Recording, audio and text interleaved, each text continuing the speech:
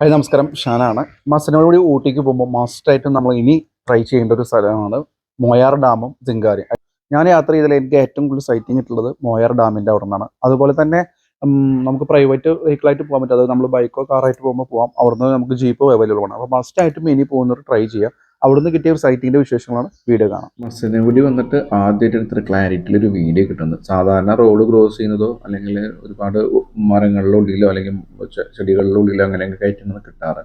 ഇതിപ്പോൾ കറക്റ്റ് അത് ഫുഡ് തപ്പി ഇറങ്ങിയൊരു സംഭവമാണ്.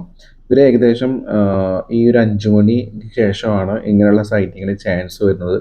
അപ്പോൾ എത്തുന്നവർ ആ ഒരു ടൈമിനായിട്ടാണ് വരുന്നത്. ഇവരൊരു ഇഷ്ട ഭക്ഷണം എന്ന് പറഞ്ഞത് ചിതല്, ഉറുമ്പ്, അതുപോലെ തന്നെ കാട്ടിലെ പഴങ്ങൾ, തേന് അതൊക്കെയാണ് ചെയ്യുക. പിന്നെ ഇവർ രാത്രിയാണ് ഏറ്റവും കൂടുതൽ ആക്റ്റീവ് ആവുന്ന ഒരു സംഭവം. അതുപോലെ തന്നെ കാഴ്ചശക്തി വളരെ കുറവാണ്. മണമാണ് ഇവർ മണം പിടിച്ചിട്ടാണ് ഇവർ നമ്മളതിനൊക്കെ ഐഡൻറ്റിഫൈ ചെയ്യുക.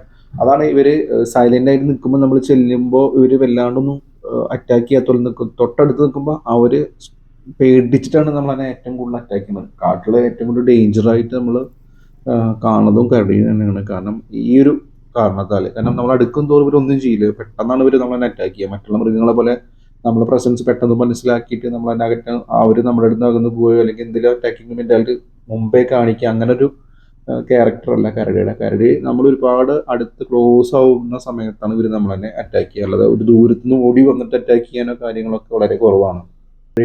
ഗർഭകാലം എന്ന് പറയുന്നത് 6 മാസമാണ്. 2 മുതൽ 3 വരെ കുഞ്ഞുങ്ങളെ ഏകദേശം പ്രസവിക്കാറുണ്ട് അവർ. അതുപോലെ തന്നെ ഇവർ ഈ ഒരു പ്രസവത്തിൻ്റെ സമയമാകുമ്പോൾ തന്നെ പെൺകരടി അവർക്ക് അനുയോജ്യമായ ഒരു സ്ഥലം കണ്ടെത്തും. അതിൽ ആൺകരടിക്കോ മറ്റവർക്കോ റോളൊന്നുമില്ല. അത് തിരിച്ചും അതുപോലെ തന്നെയാണ്. ഈ പ്രസവശേഷം ഒറ്റയ്ക്ക് ഭക്ഷണം എടുക്കാനും കാര്യങ്ങളൊക്കെ റെഡി ആയി കഴിഞ്ഞാൽ ഈ കുഞ്ഞുങ്ങളോടോ ഇതിൻ്റെ പേരനോടോ കരടി ഒരു റിലേഷനും നിലവെക്കാറില്ല. ഇവരിങ്ങനെ ആ ഒരു സമയത്ത് മാത്രമാണ് ഇവരുമായിട്ട് അടുക്കുള്ളൂ. ആ ഒരു ടൈം കഴിഞ്ഞ് കഴിഞ്ഞാൽ വേറെ കമ്മിറ്റ്മെൻറ്റും കാര്യങ്ങളൊന്നും ഇവരുടെ ഈ ലൈഫ് സ്റ്റൈലില്ല.